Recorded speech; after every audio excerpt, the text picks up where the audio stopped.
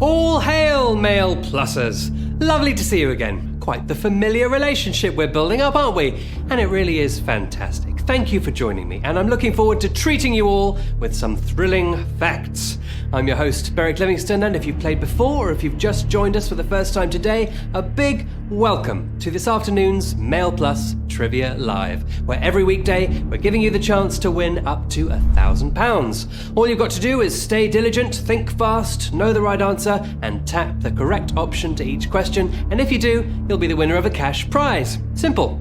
Here are the rules. It's 10 multiple choice questions from a diverse bag of categories, 10 seconds to answer each question, and if you answer all 10 correctly, you win a share of that £1,000. We had 5 winners yesterday take home £200 each, so let's hope the questions are topics in your favour today. Just a warning, when you tap the answer you want, there's no changing your choice, so make sure you're as sure can be. If you happen to miss question 1, your chances of winning any cash will be over, so please try not to be late. If you get one wrong along the way, you'll be out of the running for the money, but you're welcome to play along anyway. Possible cash, and an opportunity to learn some great facts to see you through the afternoon. What more could you want? So, now we've got that all settled, let's get you started with question number 1. Beluga is one of the most highly regarded varieties of which gourmet food? Oysters, caviar, or salmon? Coming straight in with a touch of class for you today. Only the finest here at Mail Plus Towers. Now, this delicacy is nothing to do with the beluga whale, it's actually from the beluga sturgeon, which is an anadromous fish, meaning it migrates from salt to freshwater to spawn, and this particular species is also in danger of overfishing due to the demand for its eggs, which are known as caviar. The highest quality of beluga caviar is called almas, which means diamond in Russian. It's sold only by London's Caviar House and costs a whopping £36,000 a kilo. So if you're looking for something fancy for tomorrow's lunch, well, keep playing this game and settle for a smallish portion. Now, there are 3,280 of you, one step closer as we go on to question 2. Which of these was confirmed as the site of London's third airport in 1967?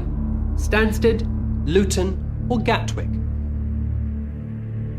Croydon Airport, built in 1920, was the UK's major and only international airport during the interwar period. Heathrow was built a few years later, and the third to be developed was Stansted, which was used as a bomber airfield during the Second World War. Gatwick began life in 1930 as a small flyers club used exclusively by flying enthusiasts. So the next time you're there waiting in a queue to check in, think about its rich history. A few of you haven't been to one in so long you've forgotten the names of the airports, and I don't blame you. Well done to Moira, to Phil 10, to Peter 16, and all 1,999 of you who got that right.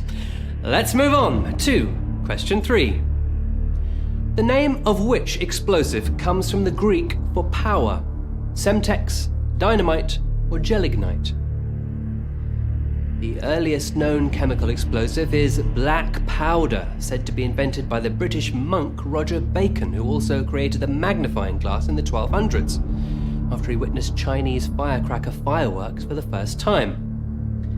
From the Greek word dynamis, which we might pronounce dynamis, typically depicted as a red cylinder with a black wick coming out of one end, it's dynamite. Originally referred to as the more cumbersome name Nobel's blasting powder, after its inventor, Swedish chemist Alfred Nobel.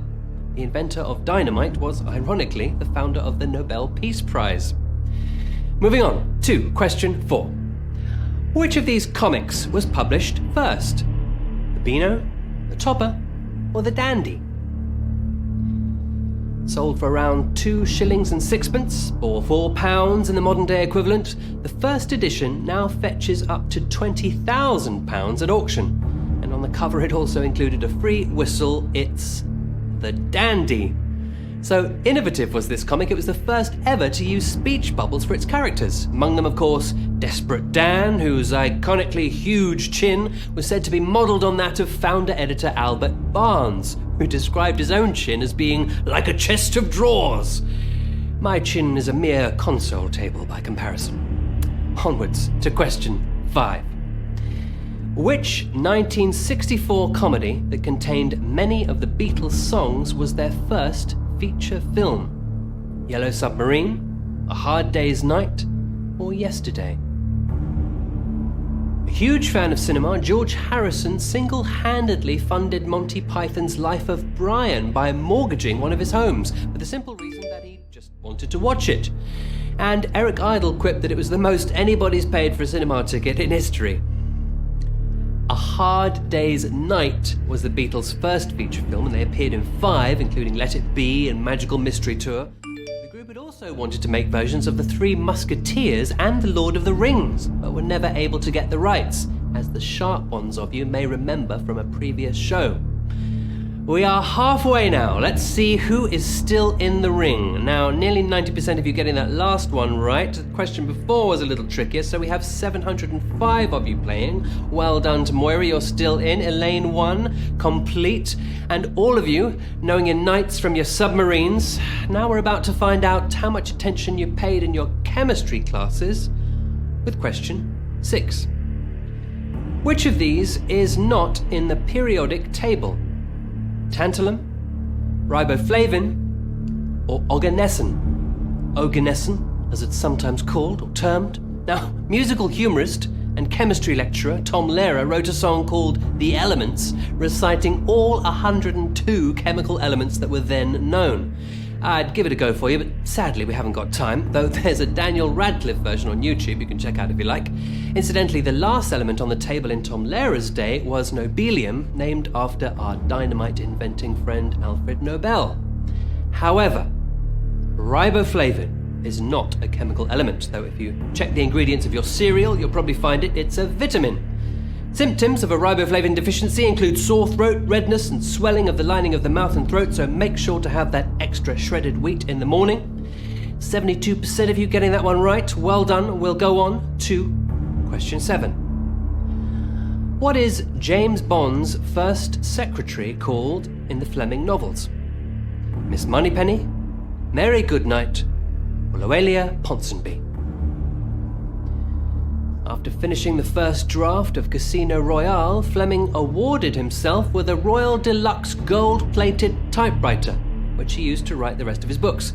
It sold at auction for £56,000 to an anonymous bidder, and although he denied it when asked, people believe Pierce Brosnan to have bought it, as he was starring as Bond at the time it was sold. Now, this is not very well known, but Loelia Ponsonby was the name of Bond's first secretary. And she was based on a real person, also known as the Duchess of Westminster, that writer Fleming had met and exchanged love letters with. The reason for the change in Bond's love interest, Miss Moneypenny, is not known, but it's speculated that because of Loelia's marriage, their letters were forbidden and therefore so was the use of her name. Now that was a hard one. Of course, we all think it's Moneypenny, so that tripped quite a few of you up. Just a quarter of you getting it right. 119 of you left in the game, though complete Foxy Rhino and several of you are avid readers of the books. Well done. We're close to the end now, so we go on to question 8. Which of these characters was not one of the usual suspects in the 1995 film of that name? Michael McManus, Dean Keaton, or Nick Curran? The idea for the film was spawned when the writer was in a queue and quipped to a friend that they looked like criminals in a police lineup. And although he thought the billboard image of 5 criminals in a lineup would alone be enough to get the film made, it was years before they actually had a storyline to match the image. Nick Curran is not an actor in the movie. In fact, he's not an actor at all. Nick Curran is the detective in the film Basic Instinct, played by Michael Douglas. How's that for a red herring? Well, it didn't throw 71% of you who are still in the game, 78 players with us as we move on to question 9. In the Bible, which phrase precedes "Love does not delight in evil" in Corinthians' "Love is patient" passage? It is not easily angered, it keeps no record of wrongs, or it is not self-seeking. While you're working it out, why don't I just read you the full passage, favourite to be read out at wedding ceremonies. It says, "Love is patient, love is kind. It does not envy, it does not boast, it is not proud. It it is not rude, it is not self-seeking, it is not easily angered, it keeps no record of wrongs, love does not delight in evil but rejoices with the truth. Corinthians was written by the Apostle Paul and takes the form of a series of letters written to the Christians of Corinth about corruption within the church. So well done to Mark 14, Nick 34, Joe Star. You knew that it keeps no record of wrongs was the right answer. 57 of you got that right. Very impressive. The last one's, of course, the hardest, so no time to relax. Thinking caps back on. Here's question 10. In the Scots language, which of these does not describe the weather? Oorlich, Dreich, or Hacket? And while we're on the topic of Scots, here's a classic saying for all of the winners out there: Money a mickle makes a muckle, which means saving a small amount soon builds up to a large amount later. The answer we're looking for is not a description of the weather as the others are, but it's a slang term that means haggard or ugly, usually in reference to a woman. Delightful. The answer we're looking for is Hacket. Oorlich is a way of saying shivery, and Dreich means dreary or bleak. And to finish on a less dreary and bleak note, the delightful words flaggy and feeful mean snowy, and Grianach means the sun has got his hat on. It's not all gloomy weather up there after all. With many apologies to our Scottish friends for my pronunciations there, but congratulations! You have finished, and finished with grace, not tripping up once along the way, so well done to our 32 winners who somehow made that look easy. Many congratulations to Satish 2, to Finley, to Barnacle Jim, and to all of you who answered all 10 questions correctly. Very impressive your efforts there. Maybe we caught you while you're on a hot streak, so let's see how you do with tomorrow's set. If you're leaving without any cash, remember, you're welcome to as many goes as you want this week, so please do return to see how you fare against the next set of 10 we have for you. And even if you got a few right today, you're well on your way to your first victory. Get your friends and family involved if you think they know a thing or two. You could even up the ante with a friendly wager. And just while you're here, I want to mention our offer that's running available right now. We're giving a £5 Marks & Spencer voucher with every new subscription to the Mail Plus digital edition, which is currently just £1 for the first 30-day trial. With the weather being so kind to us, M&S offers some of the best picnic food, and if some daily interactive crosswords and Sudoku is your thing, check out our website for more information. Thanks again for joining me, and I'll see you all tomorrow for another chance to win £1,000 from Mail Plus Trivia Live. Have a great afternoon. Goodbye.